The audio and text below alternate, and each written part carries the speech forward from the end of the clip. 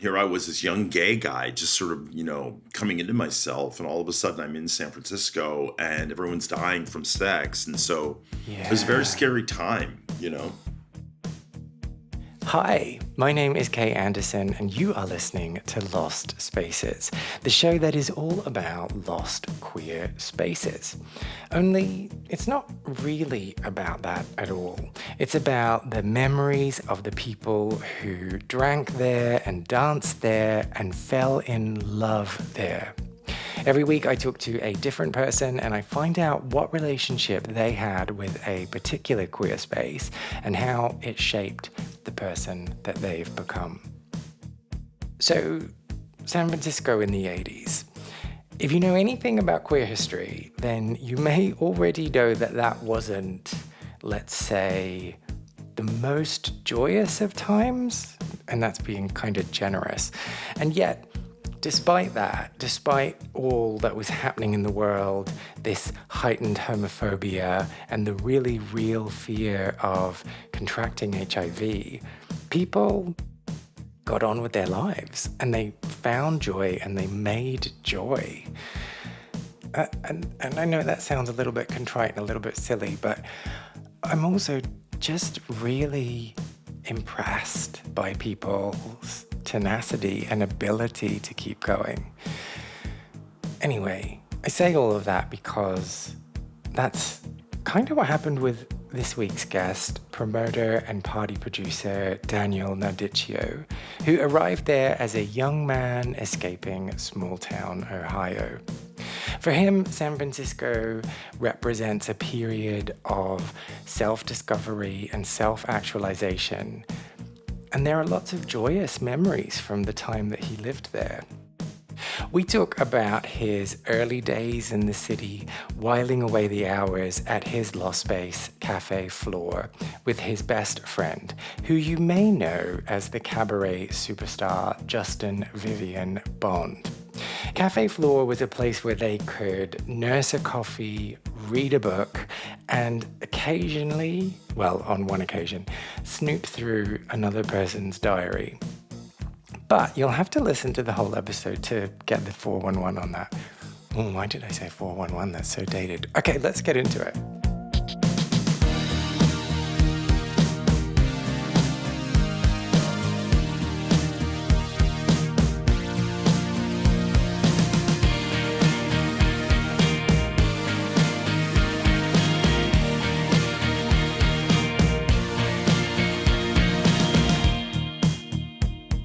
I graduated high school in 84, so it was probably about 86 when I went to 2 years to like a junior college. And then I moved to San Francisco, actually LA for 8 months, which was like a disaster, LA. Not having a car in LA is a disaster. So I was taking the bus with it was just like me and cleaning women. And not that there's anything wrong with cleaning women, but it was just like me and people that, were riding the bus sometimes to just have a place to sleep. It was kind of depressing. I was on the bus for like 2 hours a day. So then I decided to move to San Francisco, and I took a bus, got to San Francisco. I had no idea where I was staying, found a residence hotel somehow, and stayed in this residence hotel for about 3 or 4 months until I sort of got I met someone who taught me how to wait tables, and next thing you know, I was waiting tables.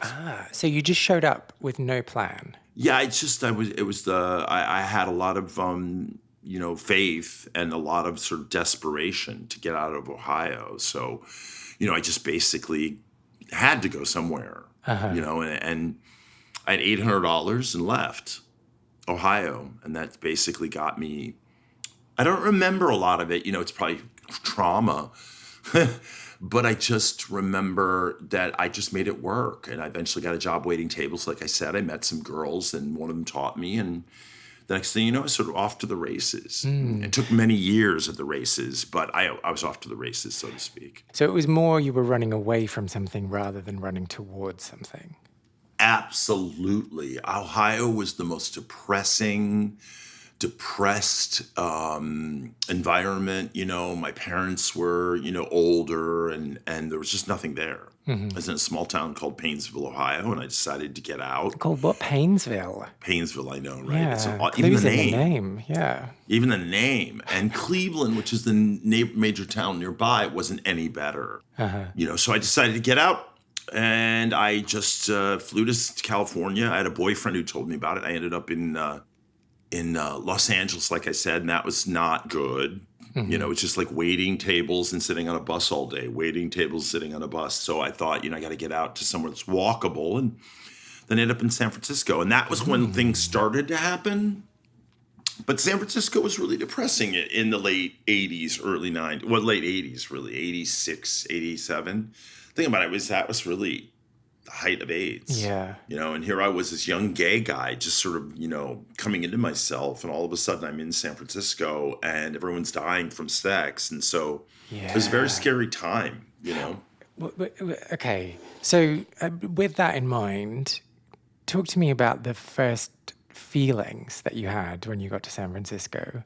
Was there any like wonder and hope in there, or was it all like, oh, shit? Oh, no, it was incredible. I found a city that was walkable, and it was really, really charming. And it was also kind of exhilarating. I was in Hayes Valley. It's a really cool neighborhood. And I don't know, I started learning meditation. And so I was doing a lot of that. And I wanted to be an actor. So I was like auditioning. I mean, there's not a lot of auditions in San Francisco. It had a lot of promise because, no matter what, it's better than Ohio. And I loved it until I didn't. It was one of those things. I loved it and thought, I'm going to live here for the rest of my life. And then one day I realized I'm not staying here much longer. Ooh. What's the time span between those two thoughts? It was 4 years, and I think it was the first couple of years it was incredible, and I thought it was great. But then you started seeing people get sick around you. I was waiting tables at this place called Pendragon. It was actually not waiting tables. It was like a bakery, and I worked there in the morning, and then I went to another job. Pendragon was the bakery, and then Vicolo's Pizzeria, which was around the corner. So I literally went from one job and finished at 2 in the afternoon, and went from the other job till 2 till 8. But it was okay because I was making money and I was living my life, and I had a great roommate. I was living in Haight Fillmore, and I loved it. And it was, it was an exciting time. I went to breakfast every morning at this place. Can't remember the name of it, but my waitress was the lead singer of Four Non Blondes. Linda Perry. Linda Perry was my waitress, and Justin Vivian Bond was my best friend. And I was with these creatives. And I've never been a huge club guy, but I would go to Club Uranus or Club Statute, The Stud. It was all these different places. It was a really fecund time, very fertile. There was a lot of interesting, art going while people were showing up at work with KS lesions or they would just disappear. It didn't happen to me a lot. I'm not one of those stories where it was like I showed up and 5 friends died that week. It wasn't that for me. I didn't have the roots in San Francisco to have lost a lot of people because I didn't know a lot of people. So it was like me and Justin, now Vivian, kind of not avoiding it, but we were sort of in our own little bubble. I mean, look, even flowers can bloom in asphalt, you know what I mean? And it was a terrible time in San Francisco, but we were managing to get through the cracks and sort of develop. Yeah. And then I just realized that San Francisco was so focused on, Janis Joplin and Jimi Hendrix. Nothing was coming out of there, and New York had Madonna, and, you just felt like these other cities had things coming out of them. So I moved to Berlin. Okay, we're just like speeding through this story, so we're going to have to go back and start from the beginning. Whatever you want. But are you saying that San Francisco was looking backwards because it had peaked in the 70s and wasn't... Okay. It was exactly that. I mean, to this day, Silicon Valley's there, but there's nothing cultural coming out of San Francisco, not a musical movement or a fashion movement or an art movement. It was steeped in Janis Joplin, like I said, or Jimi Hendrix or the Lower Haight or the hippie culture. And none of that interested me. I wanted a seat at the table, and I wanted more, and I wanted to be around the excitement. And, And San Francisco didn't have that. It was like, it was already starting to get like people were talking about everywhere I've lived. Everyone always talks about how great it was right before I got there. I think that's for everyone. Oh, When I moved to San Francisco, I heard about, you should have been here pre-AIDS. Of course I should have been there pre-AIDS. Then I moved to Berlin. Oh, you should have been here before the wall came down. Then I moved to, you should have been here in the 80s, 70s. Wait, what's so good about Berlin before the wall came down? It was amazing from what I hear. It was a little island. Everyone talked about like it was an island surrounded by a wall, and it was like wild and sort of, it was an exciting time for a lot of people that said that, you should have been there. So there are people that are like, damn, the wall came down. Oh, absolutely. Wow. Absolutely. A lot of people were like that. You could live in Berlin and sort of, you didn't have to go into the army because you had to go into the army. So a lot in Germany, you had I think 2 years you have to do the army. But if you moved to Berlin for whatever reason, you didn't have to. So what happened? The city became filled with young people. And it had a young energy. And it had a young energy was like, and think about it. It's kind of cool, like being surrounded by a wall, But not when you're like, oh, what's going on the other side of that wall that's just there? Like, that's maybe less cool. It kind of puts a dampener on it, right? Well, it's like anything. I mean, it's like the climate right now. You can say that about anything. I mean, how are we enjoying anything knowing what's going on with the world? I mean, really, you can't really. When you think about, I'm living on 41st Street. I couldn't enjoy my life if I thought about the fact that right on the street outside is a guy laying on the street, a junkie. But you just sort of are in your moment, in your environment. And I think in that wall, people really loved it. Okay. That's been my experience when I moved there, is that everyone was talking about how much better it was. Obviously not the East Berliners, but the West Berliners. Sorry for laughing. Well, okay. So, but basically the trend here is when you show up at a party, the party is dead. Well, when you show up to a city, generally speaking, when I show up to a party, the party is popping off because I only stay 10 minutes. I learned years ago, it's better to leave when they wish you'd stayed than stay till they wish you had left. I don't stay at parties long at all. Oh, wow. So you just like show up, do the rounds, then piss off. Yeah, totally. If I was a celebrity, I'd be that celebrity that goes, walks the red carpet, and then doesn't even go to the premiere or the party and just leaves, gets in my limo and leaves. Because years ago, I used to think I had to go to everything. And then I realized that people's self-esteem, generally speaking, is so low that if you aren't there, they think you're somewhere better. And I used to go to everything and feel like, my friend's having this opening and I have to go to this and I have to go to this guy that I'm dating is DJing in Brooklyn and yada, yada, yada. And then I would run myself ragged trying to make people happy. And then I realized when I didn't go, Daniel's very busy. Daniel was probably, at the Met Gala. Like there's this thing where people think I'm somewhere better. And I realized that's actually better PR for me than going to these shitty little events. I mean, I do go to things all the time. Tomorrow my friends are opening a gallery. I'm going to that. But like... Wait, are you saying that your friend's gallery opening is a shitty little event? Is that what you're telling me? No, I'm saying I do go to events that are worth it. But I'm not going to... If I'm dating you, I doubt I'm going to go hear you DJ in Brooklyn more than once. Oh, okay. Just a word to the wise 60. For anyone. But like that's all fine and well in terms of managing your image and in terms of like satisfying people for those brief fleeting moments.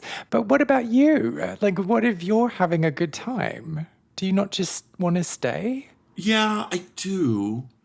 2 nights ago, I invited to a friend's birthday party in the Pines. And I went.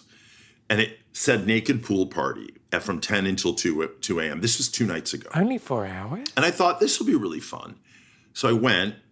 It was a full-on orgy. Like everyone was standing around naked. And probably 2/3 of the guys were so hot that I was like, oh my God, this is just unbelievable. And I don't know what's going on right now. I mean, it seems like right now, asses are better than they've ever been historically. Everyone has these massive fat asses that are just beautiful. So everyone had these gorgeous asses, and I walk in fully clothed because I look over and there's my employee. There's one, there's my business partner on his knees. There's someone who used to work. So it's like I can't really just get naked and whip my cock out because everyone there, it's like it's fraud. So I've learned that it's best for me to be judicious with my time and energy. I think it was Gertrude Stein that says everyone has a certain amount of social energy versus solitude energy, and you have to find out what your quotient is. And I've realized that I have to stock the well a lot. Like I've just spent a lot of time at home. And I'm not a celebrity. So I can only imagine what it's like for celebrities. I mean, I have friends that are celebrities. It's exhausting. So I ended up going to that party and staying for like 10 minutes and thinking, if I got naked right now, if I end up having sex with someone, I get this dilemma, which is sometimes they'll do it because they're like, well, you know, he's a promoter and oh my God, he's like this big name or whatever. And then they could afterward kind of feel like they did it for the wrong reasons. So you end up in a situation where you could end up with people being like, well, you know, I felt like I kind of had to. You just have to be really careful as you get older. People get litigious. People get weird. People get litigious. Have people gotten litigious with you? No, not with okay. me. But they have with a lot of my friends. Wow. They have with a lot of my friends. Yeah. Wow, America, land of the free. Or not even litigious, that just blame you for something. Like, oh, he was there. Or, oh, I saw him drunk, or I saw him high. It's like you just reach a point where your best bet is to be a little bit more just not guarded, but careful, just very careful. Sounds like that's guarded. And like, again, I go back to my question, like, what about you just having fun? Like, it sounds like this is all very carefully managed. You know what fun for me is? Dinner parties with friends. What's fun for me is not walking around a party with my cock out, having 20 guys suck it. That was fun, but like now it's like intimate conversations. It's not that I don't have wild nights, but I do them in other places where I don't know everyone. Okay. You know, I'll go to Berlin or I'll go to Mexico. I have wild nights there, but I can't really do it in my own backyard because it can get really messy. Okay. So you've got lots of air mile points then. Yeah, I got a lot of frequent flyer miles. Let's put it that way, yes. But okay, and so you don't go to dinner parties and only stay there for 10 minutes and then bugger off. Like you will sit down and have the 3-course meal, right? Yeah. Okay, good. Good to hear. Because I'd be pissed off if you came to my dinner party. But you also, you know, I have to be careful as well because sometimes I'm invited to a dinner party because they want me to like dance monkey dance. Like, oh, Daniel, tell us about the underwear party. Or, oh, you know, like it's a bunch of people that are like moneyed or whatever. So you always have that too, where you find like you get invited to something and then you realize like Michael Lucas, the porn guy. You know who that is? No. He invited me to a dinner party at his house once, and I got there. And as we were walking in, I had to sign a waiver. And it turns out that he wanted me to be an extra in a porn film where a dinner party happens. And I literally walked in and thought, oh my God, I'm being like used as an extra in this fucking porn film. Excuse my language. I don't know if I can And he swear. hadn't told you. He'd been like, come round to this dinner party. So I just walked over to his bar. I grabbed 2 bottles of Kettle One. I walked out and jumped in a cab, and I met some friends and we had drinks. There's a lot going on there. This isn't just about you like stocking your social battery. This is about someone getting you there under false pretenses. And it happens more often than you'd think. Really? I've never been asked to be an extra in a porn film. What am I doing wrong? I've actually been in a porn film. Unfortunately, they didn't ask me to be naked in it, but they did ask me to be an actor in it. I was in Harry Potter and the Sorcerer's Balls. Aww. And it was a 3D porn film. Sounds nice. And then a couple of years ago, I was visiting my friend, Alan Cumming, who was in the, I think it was the Old Vic, with Daniel Radcliffe doing a Pinter or one of those. Can't remember. It was great, but I can't remember what the play was. And I ended up hanging out with Daniel Radcliffe, and I got to tell him that I was in Harry Potter and the Sorcerer's Balls. Did you have a copy handy to give it to him? I wish. I doubt that he'd really want to sit and watch gay porn, but especially 3D gay porn. Well, anyway, we've gone way off topic. Back to San Francisco, back to the early days of San Francisco. So tell me about meeting Justin. So when I moved to San Francisco, after about 6 months, this girl that I had gone to high school with called me and she's like, I want to come stay with you. And she did. And then she got a job at this art supply store. And then one day she said, hey, there's this guy that works with me. I'd really like to bring him for Christmas dinner. And I was like, sure. And she brought Justin home. And that was a Christmas. I mean, like, I don't know how many years ago, but it was like I was 21, maybe 20. And we just became best friends. And we spent practically every day together. And we would call each other, and we had this thing where we wouldn't, back then, because there was so much darkness in San Francisco, there was that whole movement of Louise Hay and manifestation, and San Francisco's kind of spiritual, and I really bought into it. I liked it. I still believe in it. So give me a 101 then. Louise Hay, for anyone who doesn't know. Well, whenever things are so dark, I think that people turn to religion or spiritualism to kind of just find some hope. Well, there was this woman, Louise Hay, and she had I think her book was called Hay a Day, or she had, where you'd read an affirmation, and people were doing a lot of affirmations. She was believing that AIDS could be cured by positive thinking, or she was talking about that. I mean, it was all a little crazy. Yeah. So it was a lot of manifestation. It was a lot of positive thinking. It was a lot of, and I just started really working on that, and it helped me, and I think it's really shaped me to some degree. I don't believe that The Secret, like I can just visualize and believe that a parking spot's going to be in front of my house and it's going to be there. I think that's but I do believe that intention and focus does work. But do you have a favorite manifestation that you say to yourself? For me, it's very much that I've had to tell myself over and over again that life will get better. No matter what my situation is, life will get better. Like my financial situation will get better. Or that, and I've been very much like, that Ekuye, I think his name, or Ekuye, he once said, every day in every way I get better and better. And it was very popular for people that was their mantra, that was their chant, that was their sort of, intention. And I believe that, I believe that I've gotten smarter, but I do believe as I get older, your body does fall apart though. I mean, I don't see it in myself, but I see it in older people. But I think that's probably it for me. I'm very hopeful that things are going to get better. I don't know about the world, but I mean, just myself, you know what I mean? The world I think is kind of doomed. So I do what I can. In a word, yeah. Okay, sorry, we've gone off slightly. So you were saying how you met Justin. Oh, Justin. Yeah. You were asking about Justin.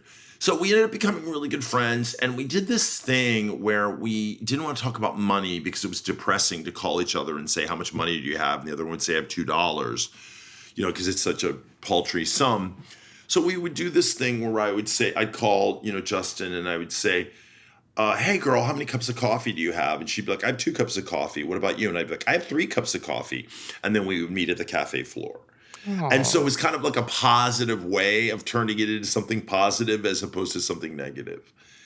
And we would meet at the Cafe Flore. I mean, we spent countless hours sitting there, talking about our dreams, reading. I mean, I read copious books back then. It was like, it was just a great time in my life. I feel like I rarely ever think that life is better now, and that I rarely tell younger people that, oh my God, you should have been. The only thing that I can say that I think was better is that I read books.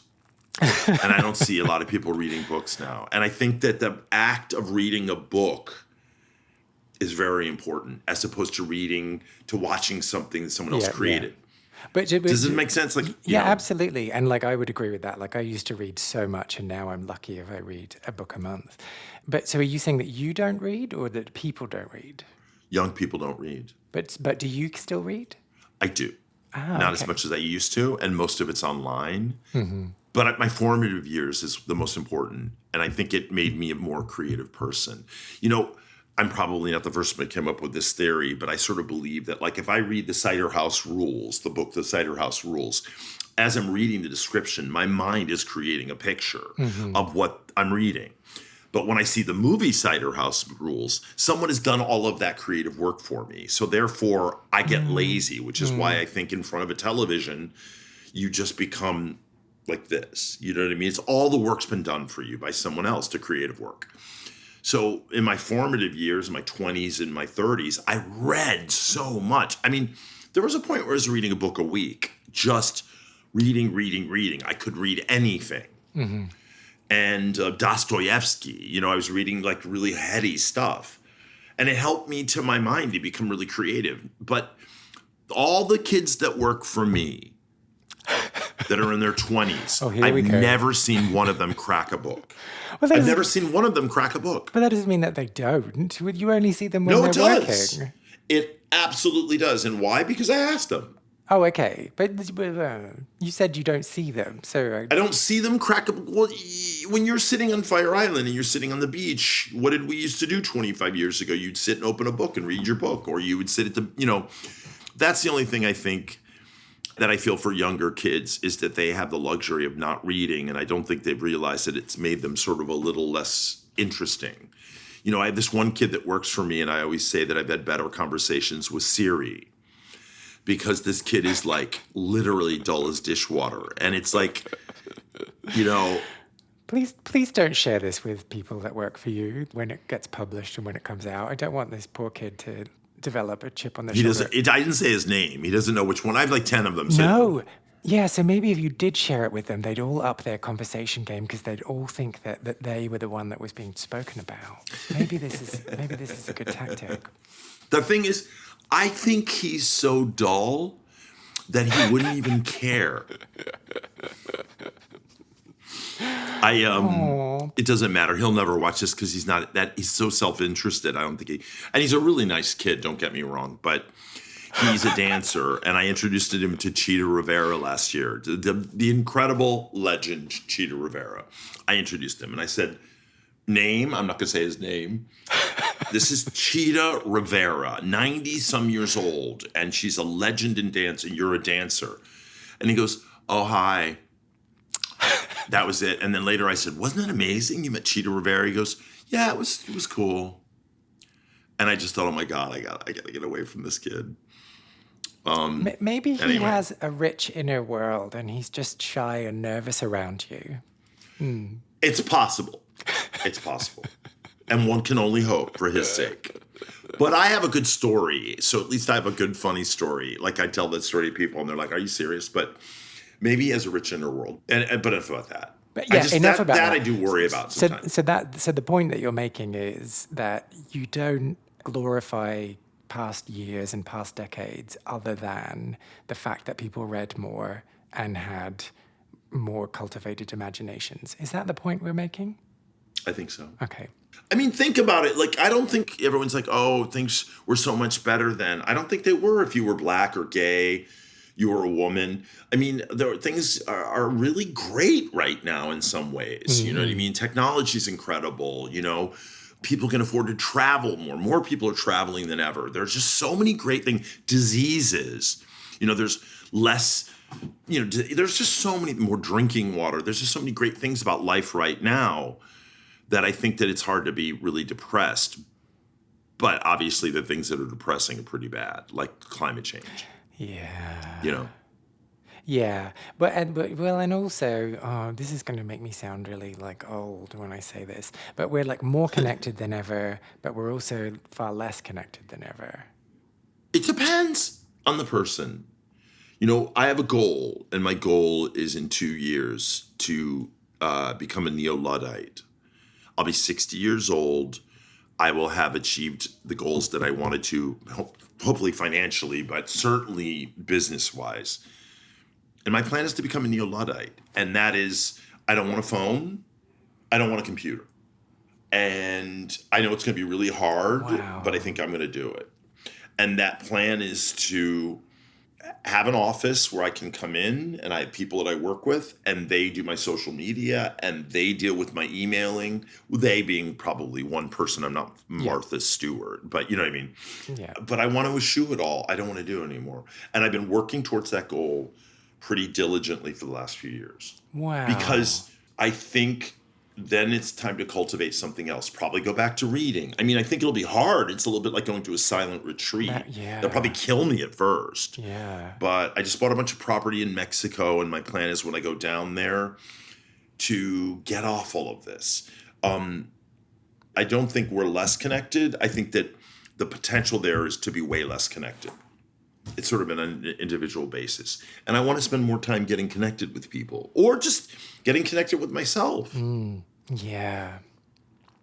But most importantly, how are people going to send you dick pics if you don't have a phone or a computer in the future? What's going to be great about my life is that I'm going to get the actual dick. I don't need to see a picture of it. I want the dick. But that's how you like make the decision about getting the dick, right? Do you remember cruising? You remember walking down the street and making eye contact with someone, and then all of a sudden you'd have to find a reason to kind of look in the same store window, and then you'd start talking, and then you'd go have sex with them? I've never done that. That's what I want to get back to. Just like picking people randomly up in the street. What's the difference between that and picking them up on Grindr and getting, them to send you a dick pic? Well, at least if you're talking to them on Grindr, you know that they've gone through the effort of downloading Grindr, that they're like, they're kind of committed. What if you like swing and miss when you're out in public? Is that a concern I shouldn't have? I've swung and missed on Grindr, trust me. The photos you get when they're 20 years ago, it's like when you think you're getting Sharon Stone and you get Sharon Glass. I don't know if you get that reference. I don't get that reference. I was like, wait, quick, who's Sharon Glass? Who's Sharon Glass? Sharon Glass is an older, comely actress, and Sharon Stone is a I know who gorgeous Sharon movie Stone star. is, obviously. Yeah. So you think you're getting one and you're getting the other. But the point is I don't mean that really, that I want to be cruising. I want to meet people. I want to not be, right now, my least favorite thing is when someone sends me a text message. They know I just got it. So they assume I have to answer right away. And I don't want to be beholden to people like that. I don't want people to feel like, if you want to make me crazy, just send me 3 question marks 2 minutes after you've asked me a question. I'll block your ass so fast. Who does that to you? A lot of people do that. What? Oh, jeez. Oh, hey, I was wondering what time you wanted to have dinner. You don't respond for 5 minutes, and then you see 3 question marks. It drives me ballistic because it's like, I'm not at your beck and call. You know what I mean? And so becoming a neo-Luddite means that people will know, well, Daniel doesn't have a phone.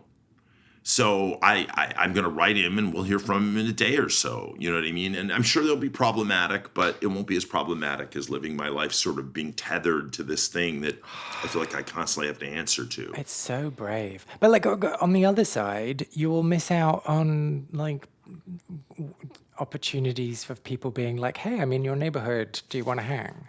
They can ring my buzzer. They're not savages, Daniel. I dated this kid for a while that was in his 20s, and he would text me, hey, what are you up to? And I would call him, and he would let it go to voicemail. And then I read an article about how kids in their 20s look at a phone call as an act of aggression. So, and I'll still have a phone, so if people want to call me, they can call me at home. I just don't want to be tethered to a machine. On your landline. Wow. Yeah. Wow. Or on my phone, whatever. I'll figure it out. No, you're a neo-Luddite. Coconut. You can't have you're right. I'd have to be maybe it'll be a coconut tied to a string. I don't know how it will work yet. I just know it's a good goal to have. It is. I'm super impressed. Somewhat cynical, but super impressed. We'll do it we'll talk in 5 years, and you can ask me what I learned. Yes, I'm going to make a note to email you in 5 years and see if I get a response. Oh, right. You'd have to wait a day or so. Just write me 3 question marks if I don't respond right away. Yeah, absolutely. Or, I'll get your assistant response saying, that's what Daniel's will happen. not interested in contacting you, so bugger off. So we've gone, typically, I think I might have said this about 5 times, gone off topic slightly. Let's get back onto topic. About that. So we were talking about the Cafe Flore, which is when we walked into talking about books and talking about the youth of today. Mm-hmm. But before that, we were talking about your friendship with Justin, which was cultivated, shall we say, at the Cafe Flore. Yes. nurtured and cultivated. Nurtured. So I want to talk about this friendship. So you said that after this Christmas gathering, you were just instant fast friends. Yeah. Was it really that fast? Like you Yeah. just bonded Yeah. immediately? I mean, it started like any gay friendship in their early 20s where we had sex once or twice. And then we realized that we were not really compatible in that sense, you know. What is it called? Square peg, round hole. Not to say that her hole isn't round. What is round? Whose was square? I know it sounds like I have a square penis. We were really compatible, but you know, you fumble a lot in the dark when you're in your early 20s when it comes to that kind of stuff, and trying to figure out like what is compatibility with people. But we love each other. It's now a much more developed and complicated relationship because we're both in the world and we're both doing things. But there's a love there that, you know, and I often say, you know, my friends that I have in my life now just happen to be the only reason they're in my life is because they got there first. A lot of the friends that I have that are long-term friends wouldn't, if I met them today, we probably wouldn't be friends. We would admire each other and from afar or really love each other's work. But Justin's, you know, was an incredible person and still is. Very special person. I think we're going through the same thing. She was much more enmeshed in the San Francisco scene, though. She was like friends with all of the queens and performing and developing the Kiki character. And I was a shy, you know, shyer sort of. You were shy? Yeah, back then. Really? Yeah. I can tell I was like in my 25, I think I was. Wow. But I came from a very abusive, weird family. So it's like I sort of had a lot to deal with. Oh. Yeah, I mean, foster homes, orphanages, you know, different sort of things like that really sort of affect you where you sort of spend your early 20s. Look, I have a lot of crackpot theories, you know, take it what you will, but I felt like my 20s were sort of about figuring out what I had been programmed, which was, you know, to not like myself, to not believe in myself, to sabotage myself, to date bad people. And then in my 30s, it was like I opened the hood and I got in there and I started pulling out all of the wires. And then my 40s, I started rewiring everything, you know, and then now my 50s, it pretty much, the engine hums. So look, this is obviously 28, things started to really change for me. And, you know, it isn't decade necessarily hard, fast decade by decade. But by and large, my 20s, I was walking around like, are you my mother? Are you my mother? Why won't you love me? And then my 30s, I started to really figure it out. Like, okay, honey, you were fucked up by your parents. And then my 40s, I sort of went, okay, let's fix this.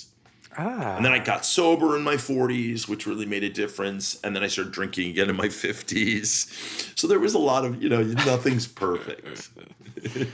Every decade's a journey. Exactly. But you've left all that behind then, you think? Sorry, that's such a bad question. I'm basically just like, what? You let go of your insecurities? What? How did you do that? I'm not very insecure anymore. I really like myself. I know it sounds really arrogant, and particularly for someone from England, that's almost unacceptable. You know, I had this English guy I went out with for a short time. He goes, "You really like yourself, don't you?" And I'm like, "Yeah, what's wrong with that?" Yeah, what's wrong with that? I guess it's acceptable to hate yourself, but I don't want to hate myself. Like, I'm the only one that got my back. You know what I mean? I'm the only one that really truly has. I'm not saying that people in my life don't have my back. I have great people, but I'm just saying, you know, at the end of the day, I'm the one, I'm with myself 24/7. Why wouldn't I like myself? But yeah, I didn't leave all my insecurities behind, but I just don't focus on them. You know what I mean? Like, I'm not the best looking guy on the planet. I like the way I look. Other people don't always. I mean, not everyone. I think I'm, you know, a fun guy to have around. I think, you know, and so I kind of find it interesting when people are squandering their life being insecure. Squandering. Yeah, and my head absolutely agrees with you. Squandering, waste of energy, hold you back. It's all the other bits of my body that don't agree with you. I don't want to say the cliche, like, you know, life is short, because it's so dumb. It isn't really. It's really long. But I just sort of feel like I don't want to waste it doubting myself. I mean, I'm going after everything that I want to go after, and people don't like it. And that's one of the reasons they take pot shots at me, I think, is, I just did the underwear party premiered on Fire Island, and we did 2 weeks ago, we did the soft opening, you know what I mean? Which is the first one. We're kind of getting our food. And then we do, the hard opening was last Friday. It's a joke, right? It's just like, or the big opening or whatever. It's just a joke. And it was so funny because a couple of the other business owners were like, oh, ha, ha, ha, the soft opening. They were kind of like taking pot shots at me. And I was like, really? Like, you're making fun of the soft opening? They're so unsophisticated. I don't know what a soft opening is. But it's like, I guess I just see, why did I bring that up? I guess the idea is I just don't feel insecure like I used to. And I don't know how old you are, but at some point you got to say, girl, don't be insecure about anything. The only thing you need to feel guilty about is if you actively hurt someone. The only thing that you need to feel insecure about is there's nothing you need to feel insecure about. Nothing. Yeah, absolutely. You should just seize the day, chase every rainbow, do shit that you want to do. I agree. In my head. I mean, when I went to this naked party 2 nights ago, no, I know in your head. When I went to that naked party the other day, I definitely was like, if I take my clothes off, I'm going to be in the lower percentile of these kids. I mean, I have a big dick, so that would bring me up a little bit. But these kids had fat asses and great bodies, and they were 22. And I'm in my late 50s. So I'm thinking to myself, I'm going to be in the lower percentile. But it doesn't make me insecure. It's something you have to accept.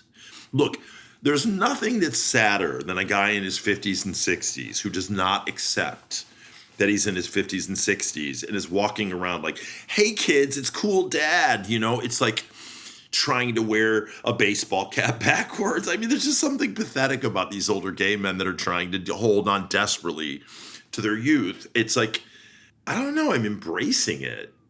A lot of the gay men that I knew didn't get the opportunity. They didn't get the privilege of getting to this age. And so I kind of feel like this next journey, which is my 60s, will be interesting.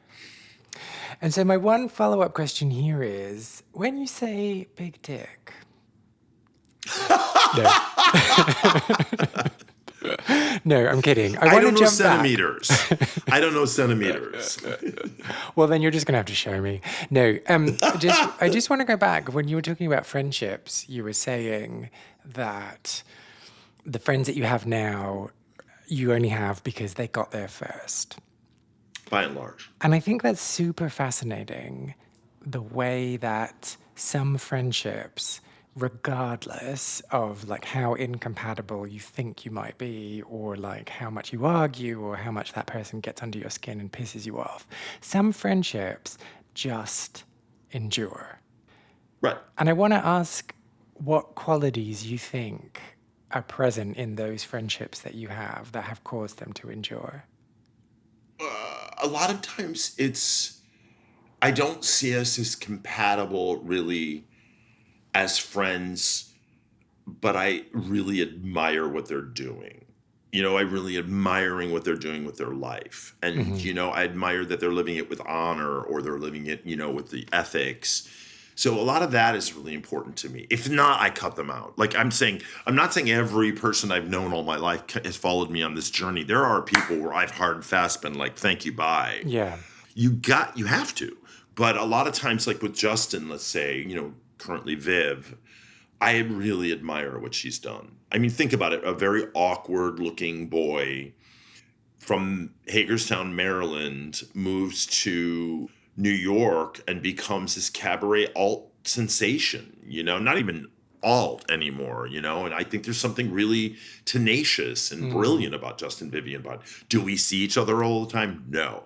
Do we call each other on our birthdays? Not even. But we live in the same town, a few miles away from, not even a few miles, a mile away from each other, and I just admire her so much. But there'll be some other people in your life that you also admire, that you've also had relationships with in the past, that you spent time with in a formative period of your life, but you cut them out and didn't cut, I mean, I'm not picking on Vivian necessarily, but like that, it's this thing, and maybe it's just an indefinable thing that I just need to accept as indefinable. But there are some people who you give the benefit of the doubt, or you leave them alone for 3 months and then pick up your relationship where it was. And then there are some people who you just don't, and you're just like, meh, I've outgrown you, bugger off. I had a really difficult situation a few months ago. I went to Miami with a friend that I had lived with in Berlin, this woman. And I left Berlin partially because she was so controlling. And I was in my 20s, and it was me feeling very still dealing with my insecurities. She had gone to Brown University. I had gone to, Lakeland Community College. You know what I mean? She was friends with celebrities, or not celebrities, but like different, kind of whatever, notables from Brown. And I felt like I knew no one. And we went to Miami together. We used to occasionally WhatsApp. We ended up going to Miami and meeting because she's a writer now and she wanted to research a book. And I felt like she really kind of wanted that old dynamic back. And she kept trying to get that old dynamic back. It was like a little controlling, a little like giving me advice. I've been working on a book, and she was like, all of a sudden, I barely got a sentence out about the book where she was just like, well, this is what you need to do, and that's what you need to do, and yada, yada, yada. And I thought to myself, mine's a memoir, and mine is, I only got one book. I'm not writing books. I don't want to be an author. I have one book, and it's going to be really good, and it's going to come out when it needs to, and then I'm done with that chapter of my life. It's also going to come out around the same time I get rid of the internet because it's going to upset some people. Well, but how are you going to write it if you don't have a computer? Are you going to get like an old... No, I'm writing it before. Okay. And then at 60... Okay, cool. All right. It's done. But it's going to tell some stories that, it's going to upset some people. And I don't care because I'm not going to see it because I won't be online. That's the plan. Maybe 61. We'll figure out because I'm a slow writer. But my point is... she kept trying to pull me back into this old dynamic. And at one point, we were walking on the streets of Miami, and I just turned and started screaming at her. Totally outsized reaction on my part. Don't fucking try to control me. It isn't 30 years ago. Like, I'm a fully functioning grown adult with a very successful career. I don't need someone who, that was a tough moment. And that was the thing where after that, it's sort of, I haven't talked to her since. I'm sure we will. But that's the real issue for me is how do you continue to move on your relationship with these people when they kind of want the relationship to be what it was 30 years ago. They want that dynamic, and I don't want that dynamic. But is it even necessarily that she wants that dynamic? Like, it could just be that that was what felt natural for her in the moment, but she didn't examine it. She didn't think about it. Well, I feel like the entire trip was her trying to, everything we talked about, it was like she just tried to give me advice. And I have a friend of mine, one of my best friends now, Stella. I'll call her and I say, I'm very upset and I want to be very clear. I don't need your advice right now. I need to vent. Yes. Then other times I'll call and say, hey, girl, I need to know, what do you think about this? But this one just like, you could barely get the problem out when she was like, this is what you need to do. And I was like, when were you a gay party promoter in New York City? You know what I mean? You don't know your ass from a hole in the ground, as my dad would say, when it comes to my life. And I'm just talking about my life. So anyway, in answer to your question, sort of I went all around the block to get next door. I think it's a constant process for me of shedding things and trying. That trip to Miami was seeing if this friendship could work where I am in my life right now. And I don't know. I don't think it will. I think it'll be a great WhatsApp friendship that we continue. And maybe when I go to Berlin, I see her, but I realize she can't really be a part of my life. And when they say relationships are work, I really agree. I think it's also time categorizing them, figuring it out, Yeah. But a word of advice for anyone who might be listening to this, never tell someone what they should do when they are telling you about situations in their life. Maybe gently guide them there, maybe have some suggestions, but don't tell them. Don't outright tell them. That's just gross. Or ask them, which is what I do when that friend that I told you about, that I call and talk to about my stuff, she'll start to say something. I said, do you want advice on this? Or you just want me to listen? Yeah. I just ask. She'll be like, no, I really want your advice. I say, well, girl, this is what I would do. But advice is different than telling as well. Like there's a difference But there. most people that tell you or give you advice are trying to shut you up because they don't want to deal with you being either emotional or really? God for that with a friend in Berlin. It was like very much like, let's damper any bad feelings. You know, it reminds me of this Vanity Fair article years ago I read about Liza Minnelli right before I did some research on her when we were working together. And at one point she's in this car and someone asked her about her mother and she said, don't bring on the darkies. You know? And it was like tamp down any bad feeling. And I think that sometimes when I call people or talk to my friends, certain friends, and I've learned not to avoid them, and you start to talk about something emotional, they immediately want to stop it with advice. And that's American. I don't think you probably deal with that as much in England, but I might be wrong. I don't know. Yeah, maybe. Yeah, I don't know. Yeah. But I definitely have those experiences where it's just, I am just trying to express myself and you are now telling me what I should do. And I don't know if it's Yeah. because you think I'm like so pathetic that I can't figure it out on my own. Or like you just have this need to fix everyone's problems. But either way, I don't want to hear it. Yeah. Anyway, right. Let's go back to like 3 conversations ago. Talk to me about the Cafe Flore. Like, what does it look like and what? It was magical. And I hate to say that because it sounds like someone who's talking about their past and they're always going to say it's magical, but it was all glass and it was on this little street corner, which was a block away from the Castro. So the entire thing was glass and wood and had that sexy glass wood vibe. They had this painting of this like Indian guy named Carmi that was up. You know, you could get food, you could get Danishes and stuff like that. We couldn't afford all that stuff sometimes. So it was like coffee. And you could just nurse a coffee for, hours. You know, you get up and get a refill, whatever. And it was a beautiful venue. And then you had an outside area, you cruised, you met people, you read your book. Justin and I still laugh about this. One time we found this young lesbian's diary. So we started reading it there. And the last entry before she left it at the Cafe Flore ended with, my lesbian life, oh, how I love my lesbian life. And we fucking howled. I mean, it's so sweet and it's so young and it's so like full of hope. And I just thought it was so fucking great. But it also was really funny. It was really beautiful. I've been in a lot of venues in my life, right? I do this for a living. Yeah. It was a beautiful venue. And I hear that it recently closed maybe a year or so ago. I can't even imagine, except that coffee culture, as we know it, has been decimated.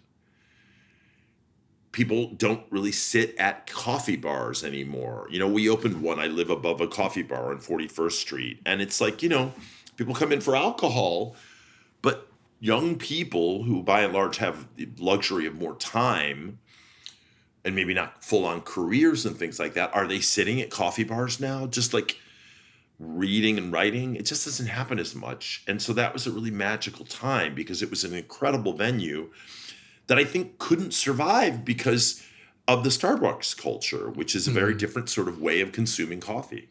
They don't want you to stay. The music is loud so that you don't stay. I think it's a different time.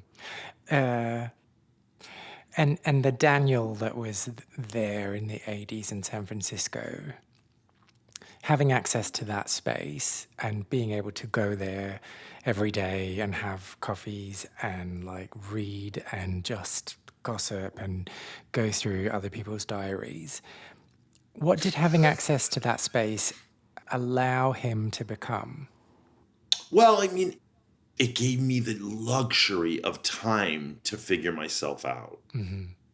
It gave me the luxury of time to get to know myself. It gave me the luxury of time to just think. The term flaneur? Say it again. Flaneur. Flaneur. Flaneur. It's a French word, and it kind of means to, No, I just want you to say wander about aimlessly. Flaneur. It gave me like a luxury to like really find, and I think that's why, amongst my peers, I have a lot of depth. I'm not saying my peers don't, but I think I do, and people are surprised because they think of me as just this underwear party promoter, but I have a lot of depth because I had the luxury to be able to really sit and get to know myself. And I wish that everyone had that, but I'm afraid a lot of people don't. Especially young dancers who happen to be on your payroll. So if you loved hearing Daniel's story, then make sure you follow him on social media and let him know. He can be found on Instagram at _Daniel Nardicio. And whilst you're telling people on social media that you might enjoy what they do, then why not tell me? Oh, that sounded so needy. I'm just not good at this self-promotion. But let's just ignore that. You're not supposed to say you're not good at social media. Right. I am on Facebook. I am on Instagram. I am on TikTok under Lost Spaces Pod. As always, I have loved spending time with you, and I hope that you have a fantastic week.